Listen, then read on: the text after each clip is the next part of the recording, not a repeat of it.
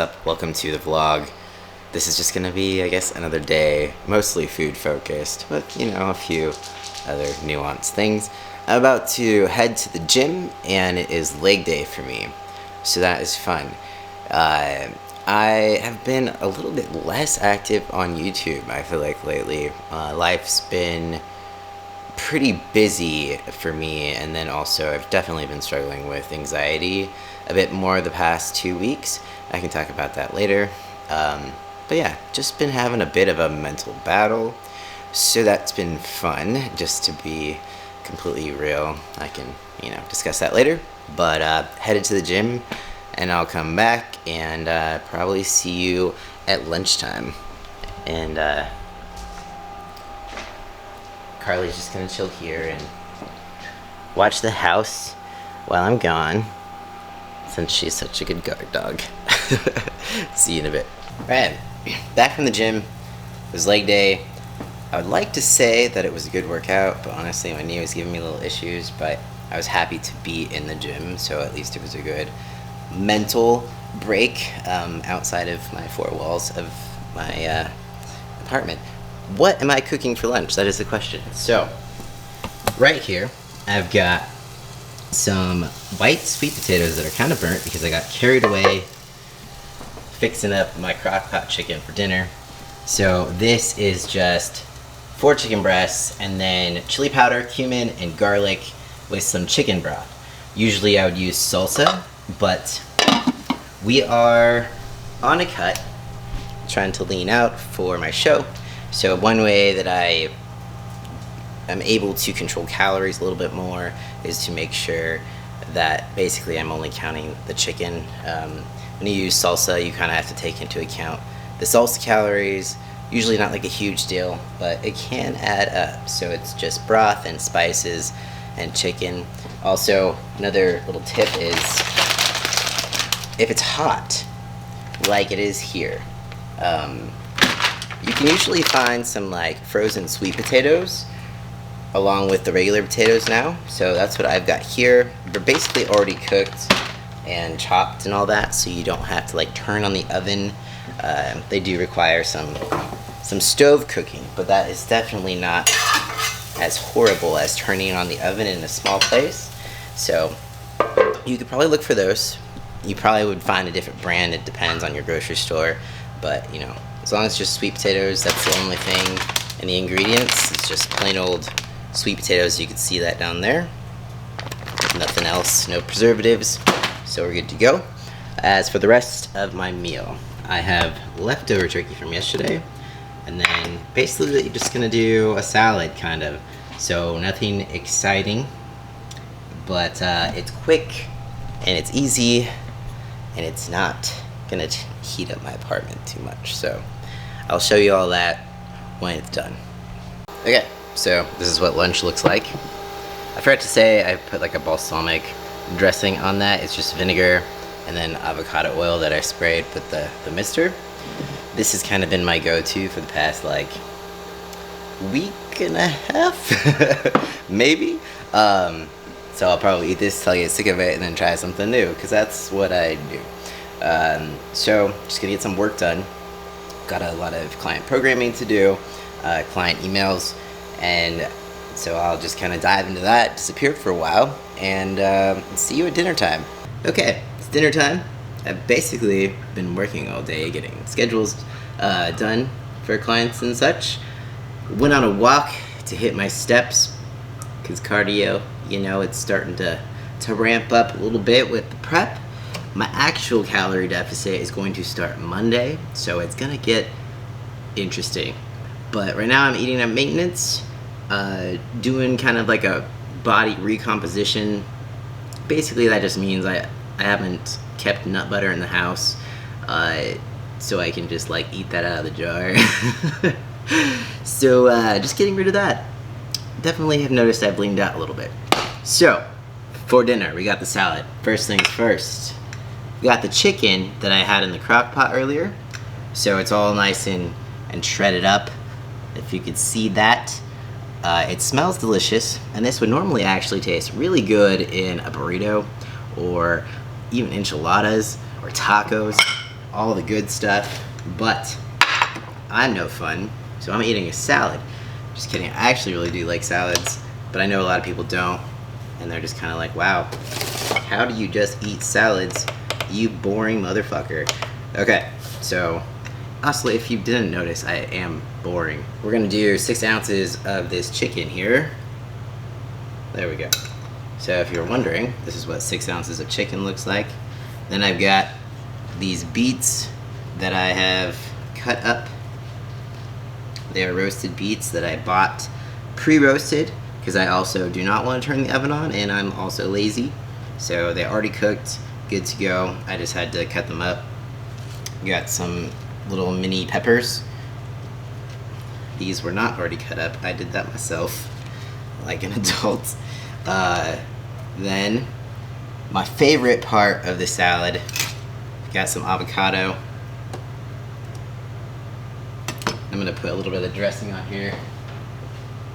So I don't have enough fats for an actual dressing with the avocado, so I'm just doing some vinegar, apple cider vinegar to be exact, because I don't have enough fats for both, so I'm choosing the avocado over like an actual dressing with olive oil or any sort of oil like that.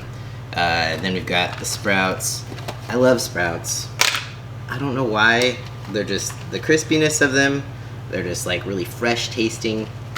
A little salt on those. It's just a great like summer flavor. I don't know. I fell in love with sprouts way back in the day. There used to be this sandwich shop in my town called Laboo, and they put sprouts on their sandwiches, and I had never had sprouts before, but I just really liked them. And so ever since then, I always get sprouts because I love them. So it doesn't hurt to try something new sometimes. I didn't know I liked sprouts. By looking at them, I would have been like, yeah, that's gonna be a no for me. But they're actually pretty good. Alright, the last of this avocado is going on top for aesthetic reasons. Because you gotta make your salad look good, right? Then you gotta get a picture for the gram. Let all your friends know, hey, look how awesome and healthy I am, and look how pretty and big this big ass salad is. So yeah, this is dinner. I'm gonna finish up a few things with work, and then I will see you back at dessert time as usual, which will probably also be the same thing that I usually eat.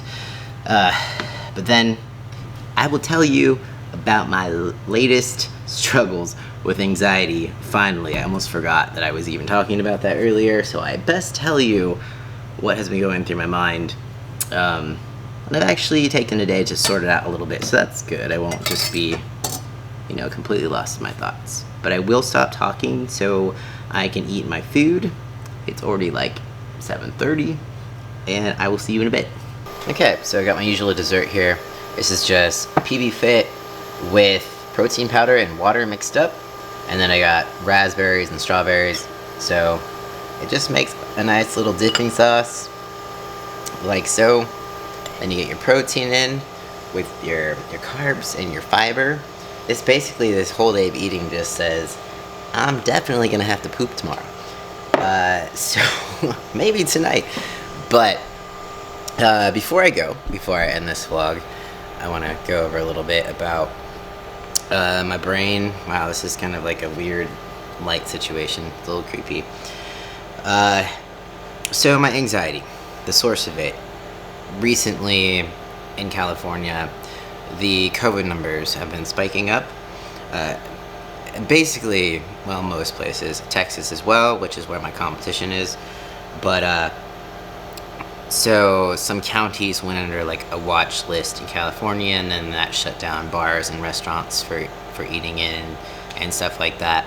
My county personally is not yet on a watch list, but it is like really close. It probably will be very soon. The gyms have not been shut down in any of these watched counties. That is not part of the like re-shutdown basically, but I feel like, you know, if you remember the beginning of when COVID started, things changed like every 2 seconds.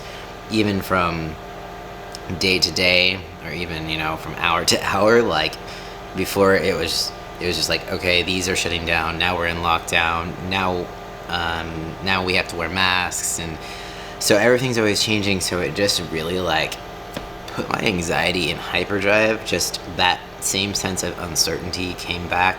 I mean, I haven't really had a sense of certainty since 2020, but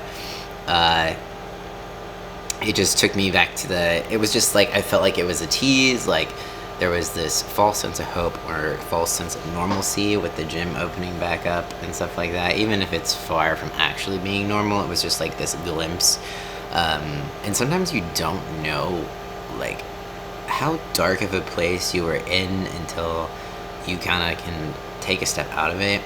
So just being able to get back into the gym for the past couple weeks, it has been such a difference in my mental state, mental health, in the sense that, like, I get to escape these four walls where I sleep, eat, work, shit, everything, and then like actually have a space to go to that's a change of environment, a place that I can clear my head and get away from the distractions of everything. So the gym has really been that place for me the past couple of weeks since it reopens, and the thought of it closing down again just made me feel extra bummed out and extra anxious, because it's just like, man, I just got that back, and I didn't realize kind of like how much everything was affecting me. It was just kind of these past few months, it's kind of just like go, go, go, don't think about it. Just do what you can to stay busy, try to keep your mind busy. But then all of a sudden, it was like I was finally processing everything, and then there was the chance of having to like take some steps backwards, and there still is that chance. I don't know if the gym is going to remain open. I'm trying to like mentally prepare myself to take steps backwards, and kind of figure out what I will do in that situation. I'm trying not to live in it yet. You know how your anxiety kind of, it sparks your imagination of going through a situation before you actually go through it, therefore you basically experience it twice. I'm trying not to do that, because that's just even more unnecessary suffering to put myself through it when I'm not actually going through it. So on that note, I'm just kind of trying to move forward and be in the moment, be grateful for the moment that I do have, which is that as of right now, I do still have gym access. Yes, I have to be careful. I have to put in place all the precautions, and I do know the risks of even still going to a gym. Luckily, my gym is very small, and there's usually a very minimal amount of people in there all at once, and there are separate rooms as well. So I don't feel unsafe at the gym. It might be different if I was in a larger city, but still taking all the precautions, and you know, just try to take it one day at a time and hope for the best. Also, my competition is in Houston, Texas, which is getting hit really hard right now. I still have about 3 months to go.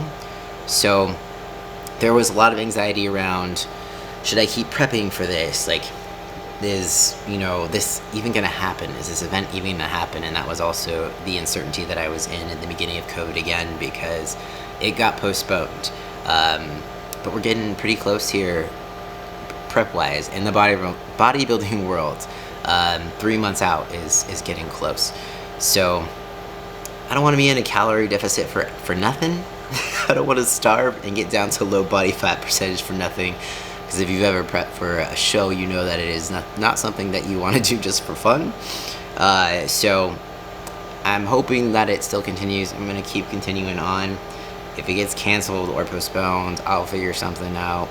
But for now, I'm just going to be trekking along as usual and trying not to think about everything. And I do have to take into consideration that I do want to be cautious about everything that's going on at the time of the competition, because when you do put yourself through this type of prep, it does hinder your immune system. Getting down to single-digit body fat percentages is not healthy. It's stressful. It's a big stress on the body. You know, basically I'm over-exercising and under-eating. And that's not something that you want to do in a global pandemic when you have this virus that is pretty unpredictable. So if things are still high, I have to take into account, you know, is it even safe for me to be traveling and competing if the numbers are still high and all that stuff? So it's like I have to take in personal account my own safety. I am aware of that and the potential risks, and I'll probably just have to reassess it every week, you know, like as things get closer and how I feel about it. But I really want to just try not to worry about it too much and do my best to make life feel even just remotely slightly normal. So that is it. I'm gonna get off my high horse of a speech, eat my dessert, and then I just discovered that Unsolved Mysteries is on Netflix, and I'm kind of secretly just stoked because it's like nostalgia. It's the show that I used to watch when I was like sick and stayed home from school, and it was like the only thing that was on, and it was like kind of creepy and somewhat entertaining between that and like As the World Turns and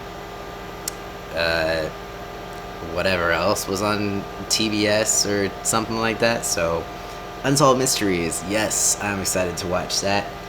If you have any questions, feel free to leave them down below. Thank you so much for watching. I appreciate everyone who watches to the end of these things ever, or watches my videos at all. And peace out. I'll see you next time.